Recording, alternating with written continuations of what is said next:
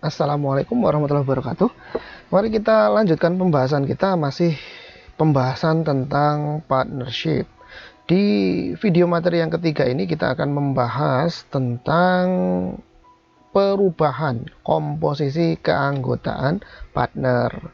Jadi sudah kita bahas di video materi yang pertama ketika kita bahas tentang karakteristik dari partnership, maka si partnership ini memiliki usia bisnis yang terbatas atau limited life of business. Kenapa? Karena paling tidak ketika kemudian komposisi partnersnya itu berganti atau berubah, pemiliknya itu berubah, maka kemudian partnership itu harus melakukan pencatatan atau penjurnalan untuk mengakomodasi adanya perubahan partners tersebut.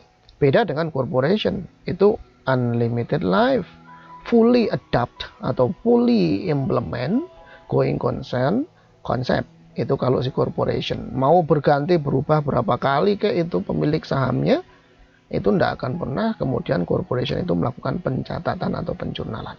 Paham ya? Nah, maka kita masuk sekarang ke topik mengenai perubahan komposisi keanggotaan partner, dan ini merupakan bagian dari siklus hidup partnership, yaitu siklus hidup yang keempat. Kan kalau kita lihat tadi siklus hidupnya si partnership itu kan ada 5 ya. Pembentukan tadi sudah kita bahas, operasi bisnis juga sudah kita bahas, dan pembagian laba yang juga sudah kita bahas di video materi yang kedua. Nah, video materi yang ketiga kita akan bahas tentang perubahan komposisi keanggotaan partner di dalam satu partnership. Oke, perubahan partner. Nah, perubahan komposisi keanggotaan partner dalam sebuah partnership itu bisa disebabkan oleh karena dua hal. Penyebabnya dua hal, yaitu adanya partner yang masuk atau saya sebut sebagai partners in, dan bisa juga diakibatkan oleh karena adanya partner yang keluar atau partners out. Kan intinya gitu. Kalau ada partners baru yang masuk, yaitu nanti namanya komposisi partnersnya berubah. Atau sebaliknya, ada partner lama keluar dari partnership, dari joinan bisnis tersebut, yaitu sama artinya juga dengan partnershipnya menjadi berubah posisi atau komposisi keanggotaannya. Paham ya? Jadi partners in itu adanya partners baru yang masuk ke partnership, sementara partners out itu adalah adanya partner lama yang keluar dari partnership. Oke, kita bahas satu persatu. Jadi ini jangan sekali-kali dihafal ya. Jadi logikanya sederhana aja. Apa sih yang menjadi penyebab perubahan komposisi keanggotaan partner? Jawabannya simple. Ada partners in atau ada partners out. Oke, kita bahas satu persatu. Yang pertama mengenai partners in, adanya partner baru yang masuk ke dalam partnership. Nah, mekanisme partners in ya, mekanisme atau cara untuk satu partner baru itu masuk ke dalam partnership itu cuma ada dua saja. Yang pertama adalah dia akan membeli sebagian kepemilikan existing partner atau partner lama. Ya, dia akan membagi sebagian kepemilikan yang dipunyai oleh partner lama. Namanya purchasing interest. Nah, kalau tadi yang ditulis oleh bukunya Pak Warren tadi ada istilah interest. Interest yang dimaksud di dalam dividing income tadi itu maksudnya adalah return. Nah, kalau interest yang di sini yang dimaksud pembahasan kita di perubahan komposisi keanggotaan partner, yang dimaksud dengan interest di sini ini bukan bunga ya. Interest di sini maksudnya adalah persentase kepemilikan ya. Jadi interest ternyata maknanya bisa beda-beda tergantung konteks yang sedang dibicarakan. Oke ya. Jadi mekanisme partners in yang pertama adalah by purchasing interest of existing partners, dengan jalan membeli sebagian kepemilikan yang dipunyai oleh partner lama. Itu purchasing interest. Atau alternatif yang kedua, mekanisme untuk satu partner baru join masuk ke dalam partnership itu adalah dengan jalan bawa asetnya diserahkan kepada partnership. Itu kan juga bisa nanti kemudian intinya adalah ada setoran modal yang diberikan oleh partners baru yang masuk itu ke dalam partnership itu. Oke ya, itu namanya by contributing asset. Partners in by contributing asset, menyerahkan aset kepada partnership untuk usaha bisnis. Nah, ini nanti juga kemudian bisa menjadi partners. Pak, adakah mekanisme lain selain purchasing interest dan contributing assets dalam rangka untuk menjadi partner di dalam satu partnership? Jawabannya adalah tidak ada lagi. Tidak ada mekanisme lain lagi yang bisa dilakukan agar seseorang itu bisa join menjadi partner satu partnership selain dua mekanisme ini, purchasing interest by purchasing interest atau or by contributing asset. Oke, paham ya? Nah, sekarang kita bahas satu persatu. Jadi ini kayak mind map-nya adalah gini ya, ini jangan dihafal, sekali lagi jangan dihafal. Mind map-nya adalah perubahan. Pertama berbicara tentang perubahan komposisi keanggotaan partner. Oke, berarti ada partners in atau partners out. Nah, kemudian kalau kita berbicara partners in, bagaimana sih partners baru itu bisa masuk atau bergabung ke dalam satu partnership? Pilihannya cuma dua saja, yaitu yang pertama beli kepemilikan partners lama di dalam partnership tersebut, atau yang kedua buy, menyerahkan atau contributing assets directly to partnership, menyerahkan aset pribadi milik partner baru itu diserahkan kepada si partnership itu. Nah, kita bahas satu persatu. Nah, sekarang kita bahas yang mekanisme dengan by purchasing interest ya, purchasing interest. Purchasing interest tadi ini kan artinya partners baru mendekati partner lama atau existing partner. Kemudian dia bilang, directly dia ngomong kepada partner lama, partner lama, saya mau join dong bisnis di partnership kamu. Caranya adalah saya akan beli deh sebagian persentase kepemilikan kamu di partnership itu. Boleh enggak? Nah, kemudian ketika partner lama bilang, oh monggo silakan, boleh saja. Nah, itu nanti kemudian terjadilah mekanisme partners in dengan menggunakan jalan purchasing interest. Ya, purchasing interest. Artinya tadi partner baru akan mengadakan komunikasi langsung dengan partner lama atau existing partner.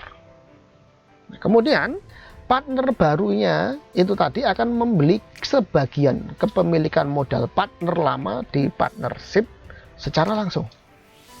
Bisa sebagian, bisa seluruhnya lah, terserah ya gitu. Intinya adalah bahwa partner baru itu akan membeli kepemilikan satu partner di satu partnership tertentu. Oke, dapat dipahami ya? Oke, beli secara langsung. Kalau kemudian tadi kan ada komunikasi langsung antara partner baru dengan partner lama atau existing partner. Nah, Pak, bagaimanakah dengan si partnership-nya? Bagaimana dengan partnership-nya? Nah, di dalam purchasing interest ini kan tadi kan yang berhubungan adalah existing partner lama dengan new partner baru kan gitu. Partnership di sini tidak dilabatkan.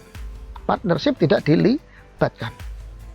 Artinya hanya ada interaksi antara partner lama dengan partner baru, tidak membawa-bawa nama partnership.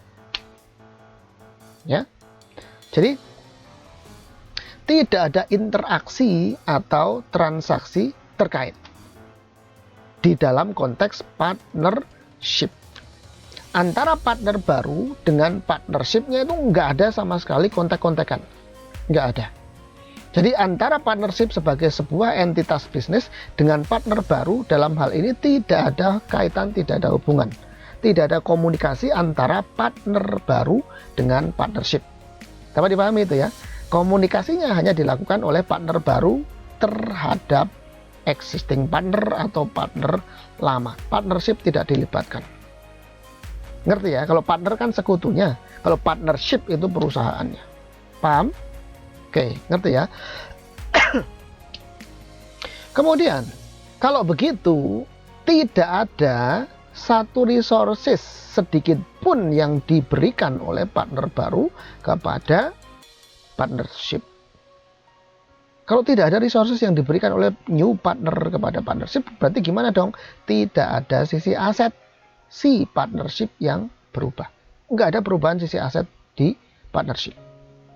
Lupa, kalau begitu yang berubah apa? Yang berubah adalah hanya sisi equity saja berarti.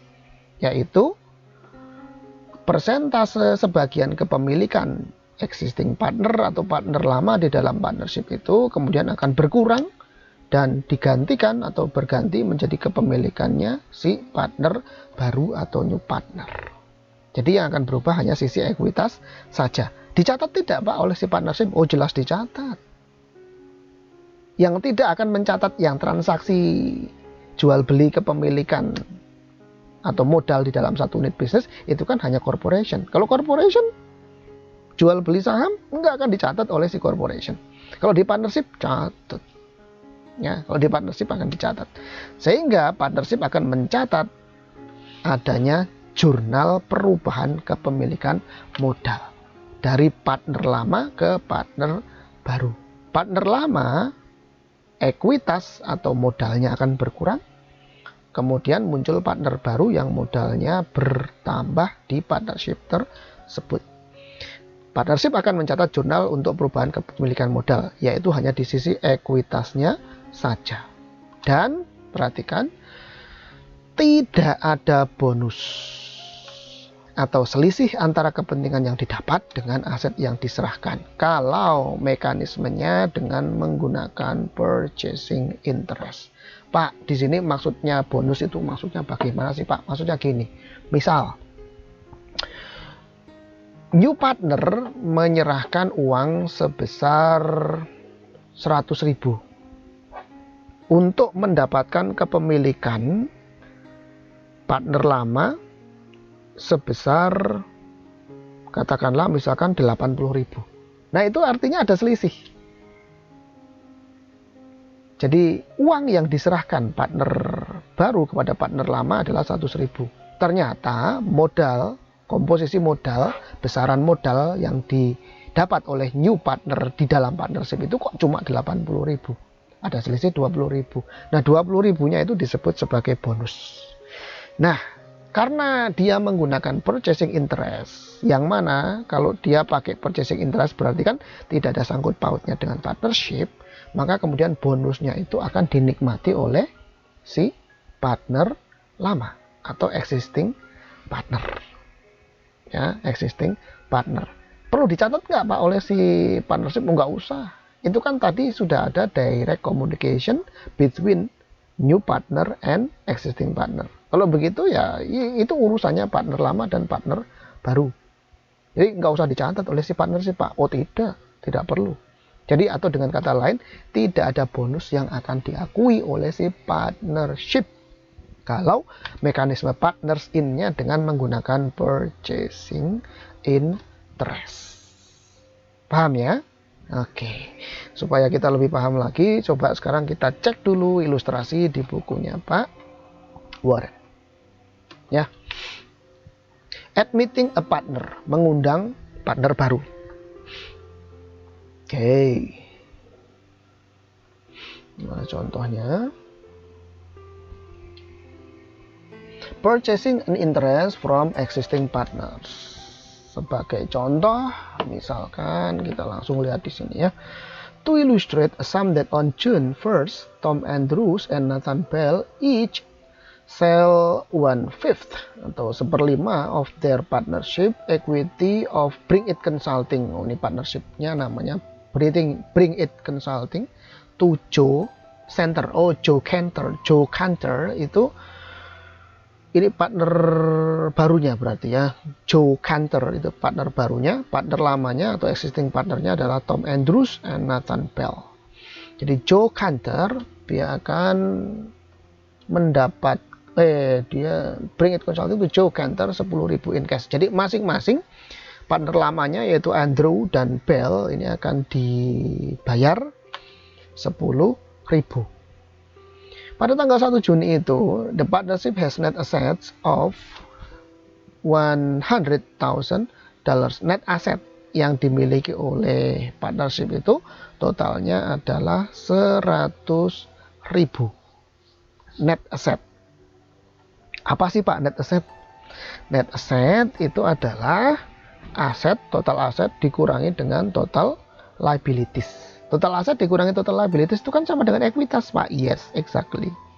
Dengan kata lain, kalau begitu 100.000 ini maksudnya adalah total equity atau total modal yang diserahkan oleh partners, ya, yaitu si Andrews dan Bell. Totalnya berapa? 100.000. Nah, kemudian tadi dijanjikan si Joe Cantor ini akan membayarkan masing-masing 10.000 kepada existing partner untuk mendapatkan 1/5 tadi 1/5.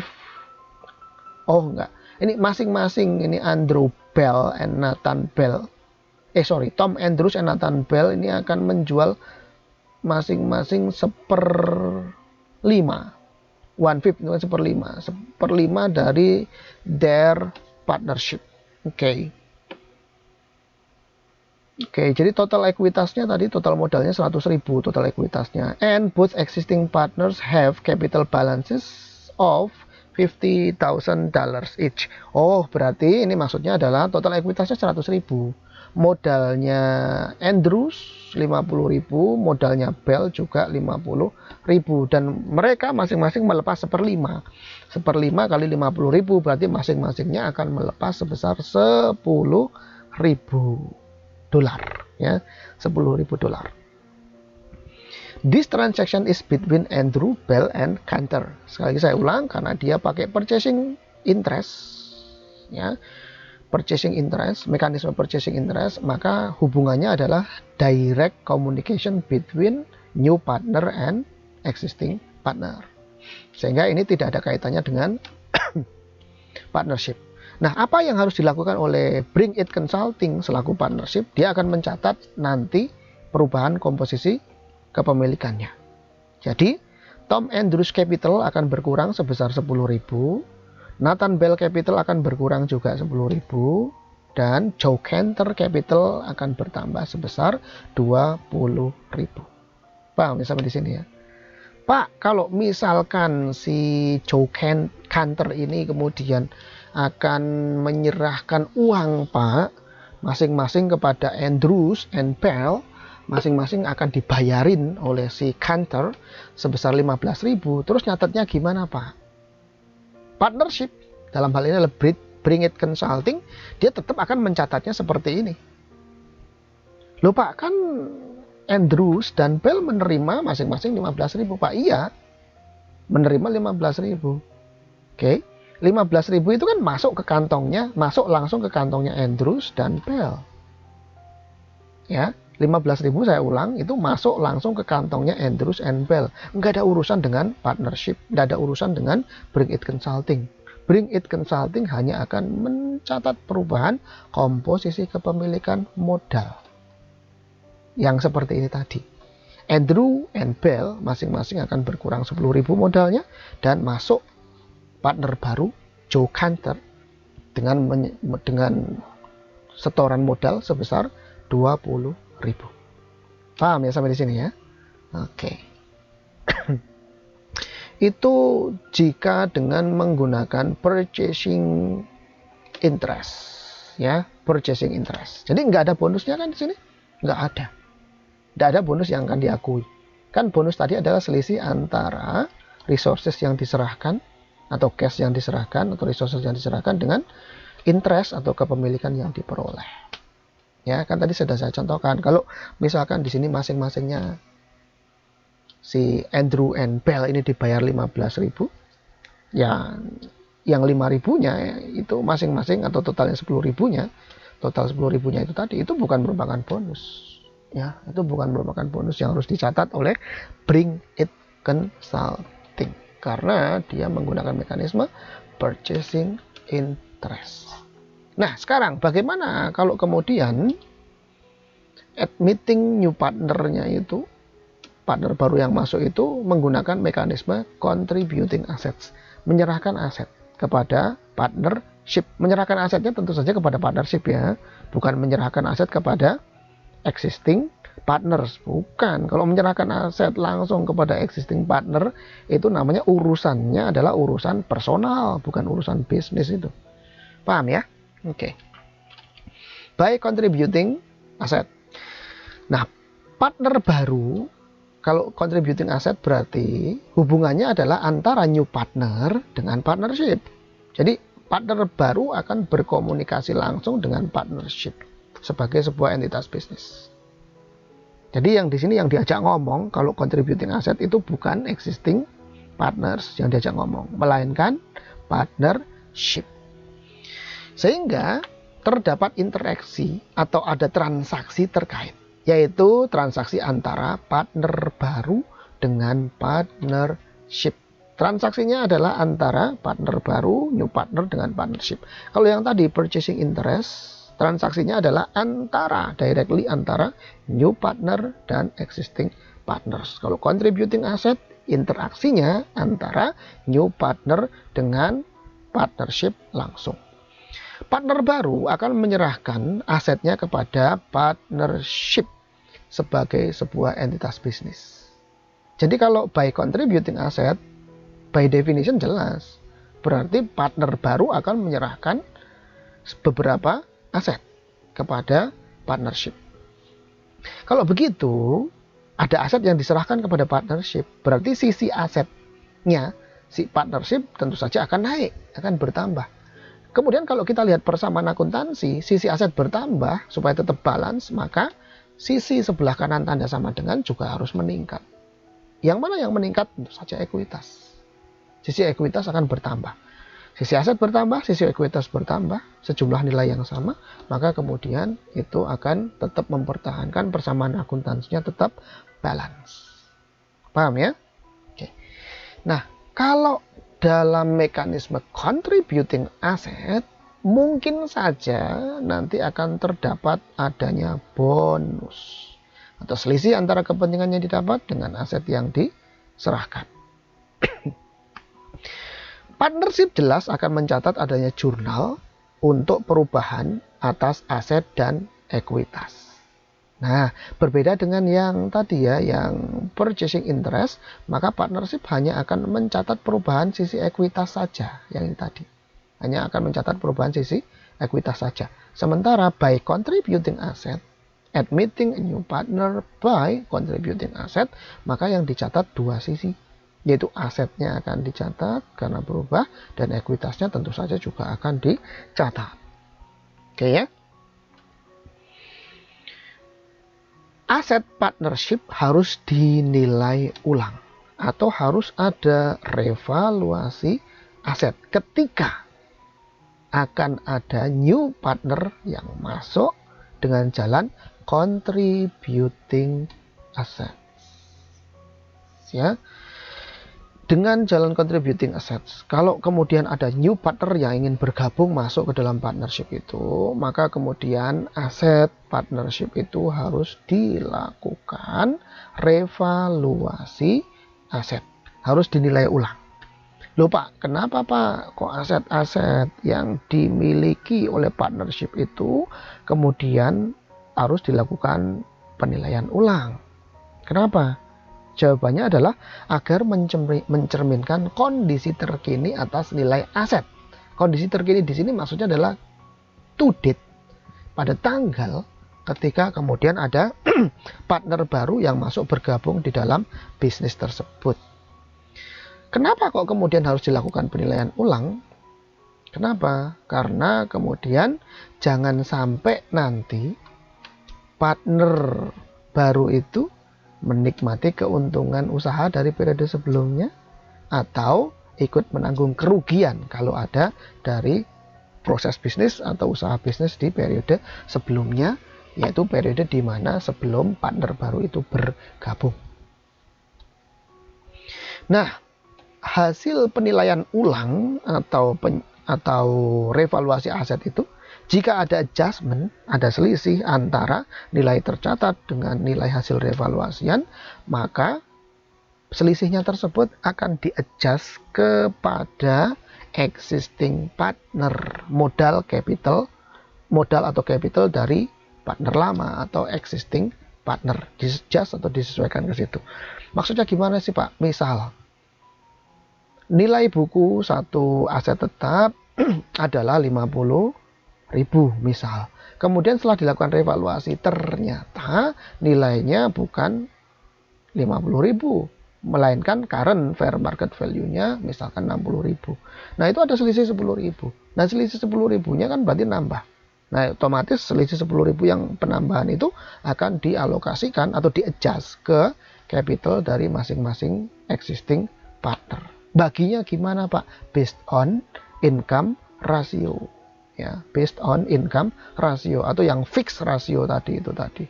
Parameter ketiga untuk pembagian net income. Oke, revaluasi aset tersebut dimaksudkan untuk menghindarkan partner baru dari situasi ikut menikmati keuntungan usaha dari periode sebelumnya atau ikut menanggung kerugian usaha dari periode sebelumnya, yaitu periode di mana new partner itu belum bergabung dalam bisnis di partnership tersebut. Paham ya sampai di sini ya? Nah, oke. Nah, sekarang kita bahas khusus terkait dengan perlakuan atas bonus. Jadi bonus itu merupakan selisih antara aset yang diserahkan ke partnership dengan persentase kepemilikan atau interest yang diterima oleh new partner. Itu disebut sebagai bonus. Seperti tadi saya contohkan, misal new partner menyerahkan aset, misalkan aja total aset yang diserahkan adalah 50.000. Ternyata kepemilikan yang diperoleh oleh new partner di partnership tersebut itu kok cuma 40.000. Berarti kan ada selisih, ada gap. Dia menyerahkan aset 50.000, tetapi modal tercatat, modalnya dia yang dicatat oleh si partnership cuma 40.000. Nah, selisihnya yang 10.000 itu merupakan bonus. Bonus bagi siapa? Bonus bagi existing partner atau partner lama. Sebaliknya, misal total aset yang diserahkan oleh new partner ke dalam partnership itu 50.000.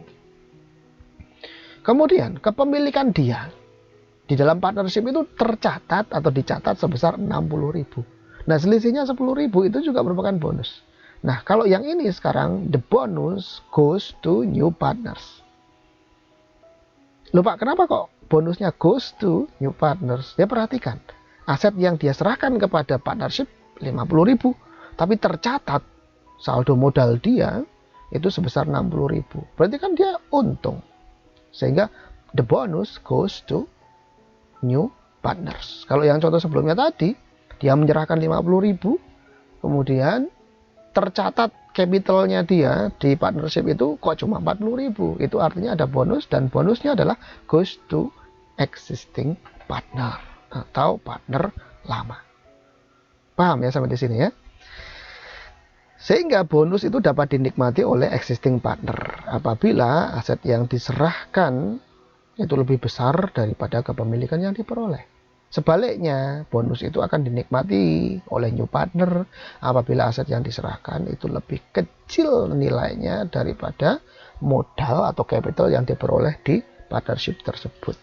Nah, bonus itu nanti akan di-adjust ke capital miliknya existing partner. Saya ulang, bonus itu akan di-adjust atau disesuaikan ke capital miliknya si partner lama atau existing partner. Maksudnya gimana sih Pak? Misal tadi,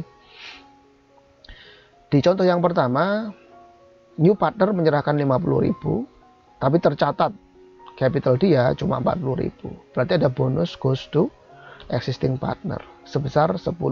Kalau taruhlah misalkan fixed income rasionya itu 50-50, maka nanti kemudian akan dibagi sama rata ke partner A dan partner B masing-masing sebesar 5.000 bertambah capitalnya.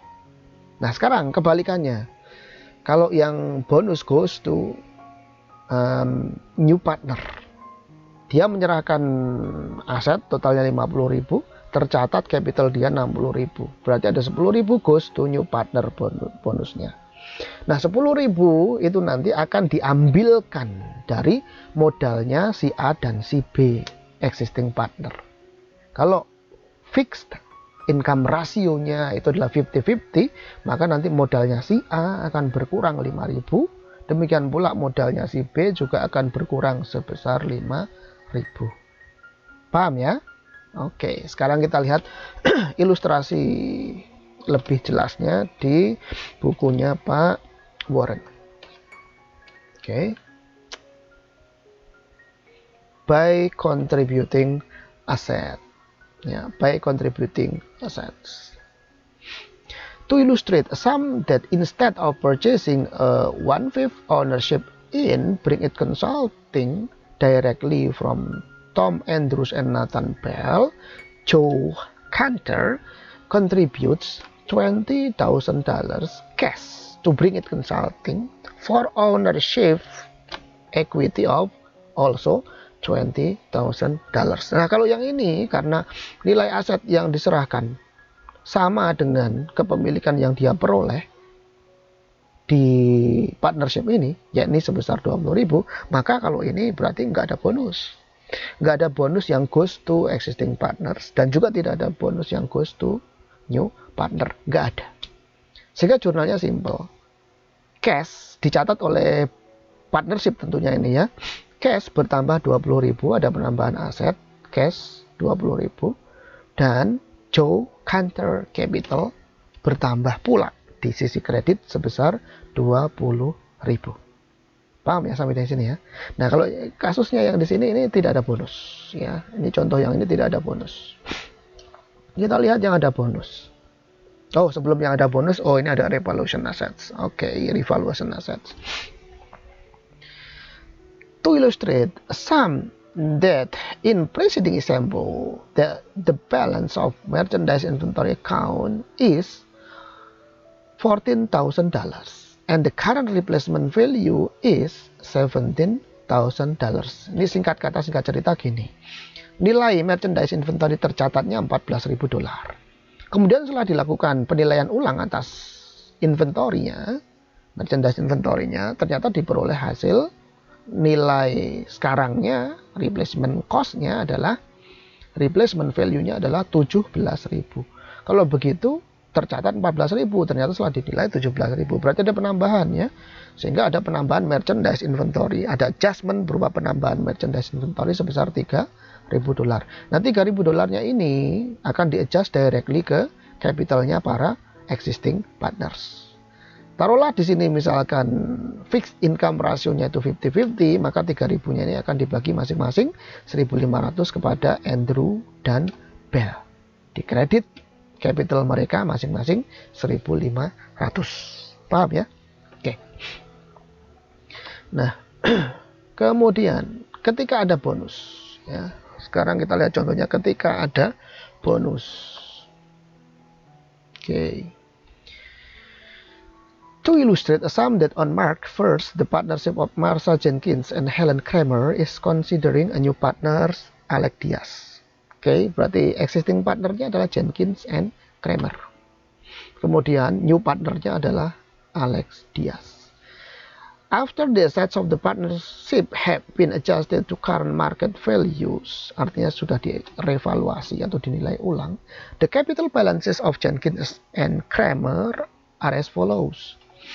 Jadi sebelum masuknya Diaz dan setelah revaluasi aset, penilaian ulang atas aset, saldo capital untuk Jenkins adalah 20.000 dan saldo capitalnya Kramer adalah 24.000, sehingga total ekuitasnya adalah 44.000. Oke, paham ini ya? Jenkins and Kramer agrees to admit Diaz to the partnership for $31,000. Jadi Jenkins dan Kramer bersepakat untuk menerima Diaz sebagai partner baru. Syaratnya adalah Diaz harus menyerahkan kepada partnership, menyerahkan uang sebesar $31.000. In return, Diaz will receive a 1/3 equity in the partnership. Sebagai gantinya, Diaz nanti akan mendapatkan 1/3, sepertiga dari total, sepertiga kepemilikan dari total ekuitas yang ada di partnership tersebut. And will share equally with Jenkins and Kramer in partnership income or losses.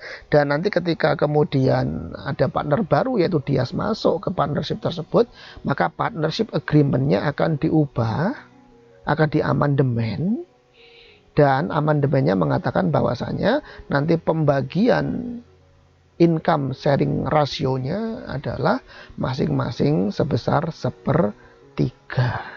Ya, masing-masing sebesar 1/3 equally. In this case, Diaz is paying Jenkins and Kramer sebesar $6.000 bonus to join the partnership. Computed as follows. Oke, kita perhatikan perhitungannya. Marsha Jenkins Capital adalah 20.000 yang ini. Kemudian Helen Kramer Capital 24.000. Dan kemudian Diaz contribution. Tadi kan disuruh berkontribusi menyerahkan uang sebesar 31.000. Maka Diaz contribution 31.000. Setelah ditotal, maka ya, total ekuitasnya ketika dia sudah masuk, total ekuitasnya adalah 20.000 tambah 24.000. Ini adalah modalnya existing partners ditambah dengan kontribusi aset berupa cash yang diberikan oleh Diaz sebesar 31.000. Sehingga total ekuitasnya adalah 75.000. Nah, kemudian tadi katanya Jenkins dan Kramer itu sepakat bahwa nanti ketika Diaz masuk, dia akan mendapatkan 1/3 dari total ekuitas. Total ekuitasnya 75.000. Berarti jumlah kepemilikannya Diaz adalah sebesar 75.000 dikalikan 1/3 alias 25.000. Nah, perhatikan sekarang. Modalnya Diaz diakui oleh partnership ini sebesar 25.000. Sementara Diaz sudah menyerahkan aset berupa cash sebesar 31.000. Nah, perhatikan. Berarti ada selisih ya. Ada selisih sebesar 6.000. Nah, 6.000-nya ini merupakan bonus. Karena nilai aset yang diserahkan Diaz itu lebih besar daripada kepemilikan yang didapatkannya, maka kemudian bonus sebesar 6.000 ini akan goes to existing partners. Ya. Goes to existing partners. Nah, di sini the $6,000 bonus paid by Diaz increases Jenkins and Kramer's capital account. It is distributed to the capital account of Jenkins and Kramer according to their income sharing ratio. Oke, perhatikan. Nah, 6.000 bonus yang ini akan goes to Jenkins and Kramer. Baginya bagaimana Pak? Untuk menjadi penambah dari capital Jenkins dan Kramer, baginya gimana? Ini menggunakan income sharing rasionya. Ya, menggunakan income sharing rasionya. Income sharing rasionya. Ya, oke. Nah, kita lihat sekarang.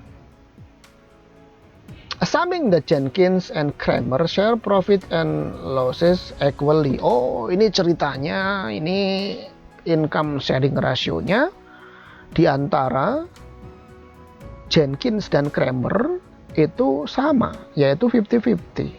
Maka kemudian bonus sebesar 6.000 ini akan dibagi rata ke Jenkins dan Kramer equal, yaitu masing-masing akan mendapatkan tambahan modal 3.000 berarti. Sehingga jurnalnya adalah cash partnership bertambah 31.000.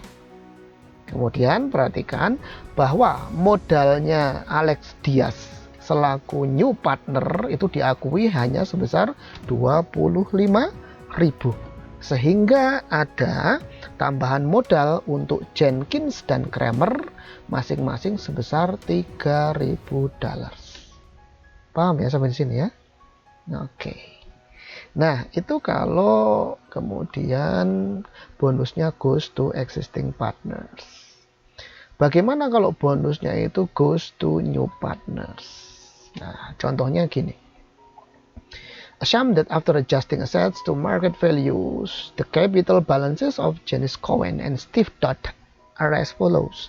Jadi sekarang ada partnership. Existing partnersnya adalah Cohen and Dodd.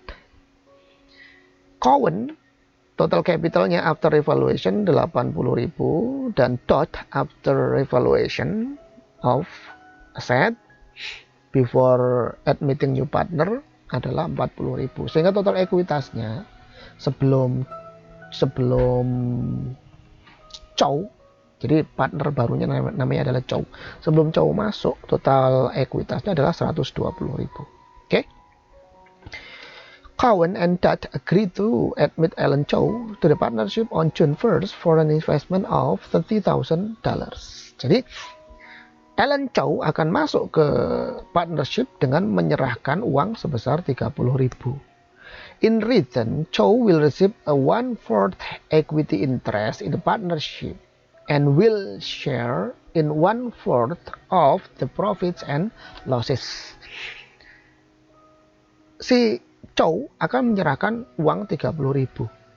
Sebagai gantinya nanti akan diakui bahwa modal yang diberikan oleh Chow selaku new partner ini adalah sebesar 1/4 dari total ekuitas di dalam partnership tersebut. Oke. Kemudian Chow ini nanti akan mendapatkan 1/4, 1/4 dari profit and losses. Jadi ini partnersnya ada 3 orang berarti ya setelah Chow masuk, yaitu berarti Cowen, Dodd, and Chow. Nah, ini parameter ketiga dari income division, pembagian income, fixed income rasionya itu tidak 50-50 kalau yang sekarang. Kalau 50-50 kan harusnya sepertiga. Chow dapat sepertiga. Nah, ini nyatanya enggak. Si Chow ini dapat 1/4. Berarti si existing partner yaitu Dodd dan Chow, taruhlah misalkan mereka 50-50, berarti mereka dapat 75% dibagi 2, yaitu 37,5% masing-masing. Oke. Nah, Dodd are paying in this case Cowen and Dodd are paying Chow $7.500 sebagai bonus. Nah, bonusnya ini berarti goes to new partner. Ya, perhitungannya gimana kita lihat. Jadi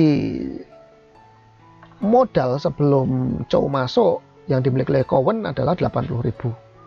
Yang dimiliki oleh Dodd modalnya 40.000. Sehingga total tadi 120.000. Kemudian Chow masuk, Chow menyerahkan aset berupa uang ke partnership sebesar 30.000. Sehingga total ekuitasnya setelah Chow masuk adalah total ekuitasnya 80 tambah 40 tambah 30 sama dengan 150.000. Tadi dikatakan bahwasanya Chow, setelah kamu masuk kamu nanti akan mendapatkan persentase kepemilikan sebesar 1/4 atau 25% dari total ekuitas. Berarti total ekuitasnya kan 150.000. Persentase kepemilikannya si Chow adalah 25%. Maka besarnya capital yang diakui miliknya Chow di partnership ini adalah sebesar 150.000 dikalikan 25% atau 1/4 sama dengan 37.500. Nah, sekarang perhatikan, Chow tadi menyerahkan uang berapa? Perhatikan, tadi menyerahkan uang sebesar 30.000. Ya, Chow menyerahkan uang 30.000. Lah kok dia dicatat punya capital sebesar 37.500 di partnership ini? Berarti untung nggak? Ya untung. Wong dia cuma menyerahkan 30.000 kok dicatatnya dia punya modal 37.500. Berarti kan untung, artinya ada bonus ya maksudnya. Bukan gain di sini maksudnya. Ada bonusnya sebesar 7.500 dan goes to Chow selaku new partner. Maka ya ada bonus pay to Chow sebesar 7.500 dan pasti 7.500-nya ini nanti akan akan disesuaikan mengurangi modal atau capital dari existing partner. Ya. Assuming that the income sharing ratio of Cowen and Dodd was 2:1. Jadi ternyata rasionya bukan equal ini ya. Income sharing ratio untuk Cowen dan Dodd adalah 2:1 ternyata. Oke, 2:1. Maka si Cowen modalnya akan berkurang sebesar 2/3. Modal Cowen akan berkurang sebesar 2/3 dikalikan 7.500 sama dengan berkurang 5.000. Modalnya Dodd akan berkurang sebesar 1/3 dikalikan 7.500 sama dengan 2.500. Sehingga jurnalnya adalah simple saja, langsung kita lihat cash akan bertambah 30.000. Ini adalah real cash yang disetorkan oleh Ellen Chow. Sehingga partnership ini akan bertambah cashnya sebesar 30.000. Kemudian Cowen Capital akan berkurang 5.000.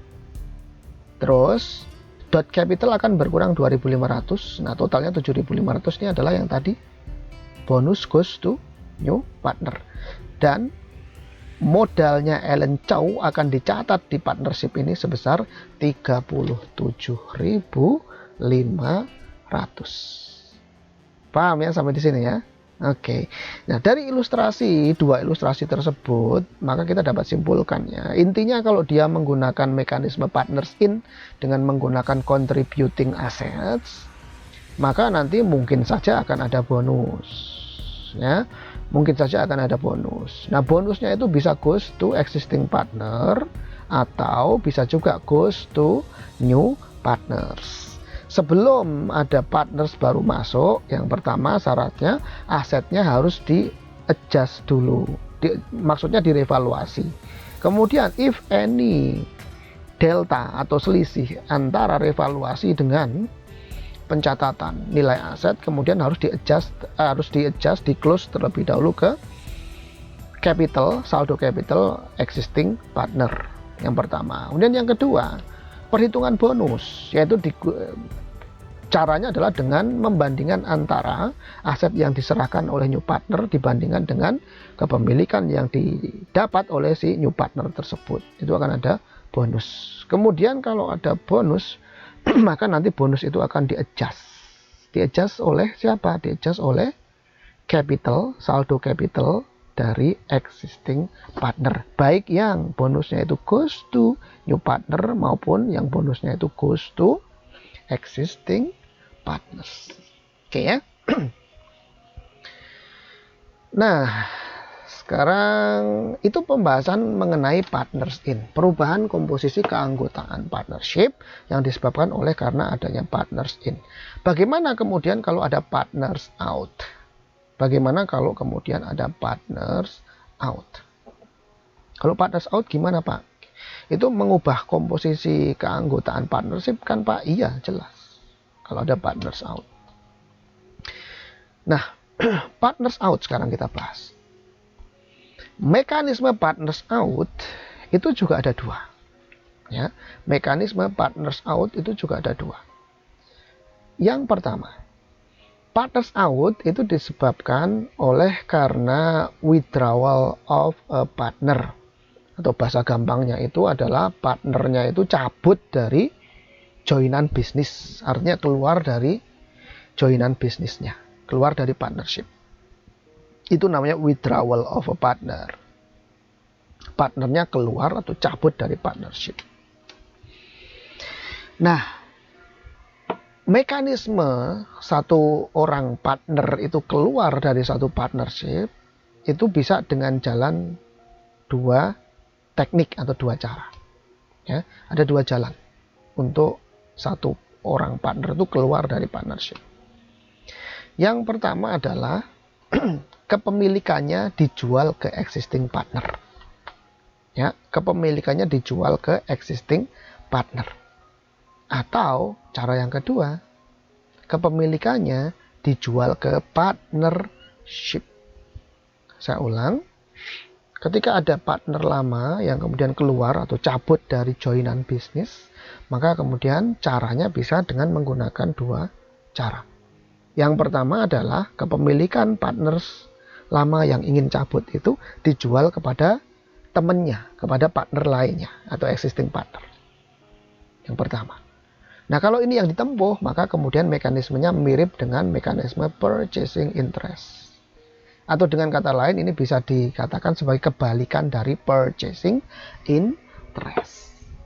Kalau purchasing interest tadi kan partners in. Kalau yang ini interest sold to existing partner, ini adalah partners out. Partnernya cabut dari joinan bisnis. Nah, mekanismenya ini mirip dengan mekanisme purchasing interest. Artinya ada direct communication antara partners yang withdraw, yang cabut ini dengan temennya, dengan existing partners. Komunikasi langsung. Apa ngaruhnya ke partnership? Nggak ada ngaruhnya. Hanya saja nanti kemudian setelah deal, terus si partnersnya ini keluar, benar-benar sudah cabut atau betul-betul keluar, maka kemudian si partnership itu harus mencatat adanya jurnal untuk mencatat perubahan kepemilikan. Tentu saja partners yang cabut dari joinan itu kemudian modalnya menjadi nol atau desist, menjadi berkurang sampai ke nol, menjadi nol. Artinya modalnya partner yang cabut, yang keluar tadi itu didebit sebesar saldo modalnya. Kemudian modal punyanya existing partner yang membeli kepemilikannya partner yang cabut itu akan bertambah di kredit. Jadi kebalikannya dengan yang purchasing interest di partners in tadi ya. Jadi kalau yang ini berarti partners lamanya, capitalnya di partners lama yang cabut ya maksudnya, itu akan didebit modalnya. Kemudian partners lama yang masih stay di partnership itu akan di kredit modalnya. Paham ya? Itu interest sold to existing partners. Bisa juga interest atau kepemilikannya itu dijual kepada partnership. Kalau yang ini dijual kepada partnership, maka ini komunikasinya bukan dari partnership yang akan cabut ke partnership temennya yang masih eksis di partnership tersebut, bukan. Komunikasinya kalau yang interest sold to partnership, komunikasinya adalah antara partners yang cabut, dia akan berkomunikasi kepada si partnership. Nah, kalau kemudian ada mekanisme interest sold to partnership, kepemilikannya akan dijual kepada partnership, maka kemudian harus ada revaluasi aset. Ya, harus ada revaluasi aset. Nah, kemudian nanti kalau ada selisih hasil revaluasi aset dengan nilai aset tercatat, maka itu harus dibagi dulu kepada semua partner, termasuk partner yang mau cabut ini. Nah, setelah itu dibagi, capitalnya sudah di-adjust, disesuaikan dengan current value atas semua asetnya, maka barulah kemudian capital atau saldo modal dari partners yang cabut itu kemudian akan dinolkan. Caranya gimana? Ya capitalnya akan di debit.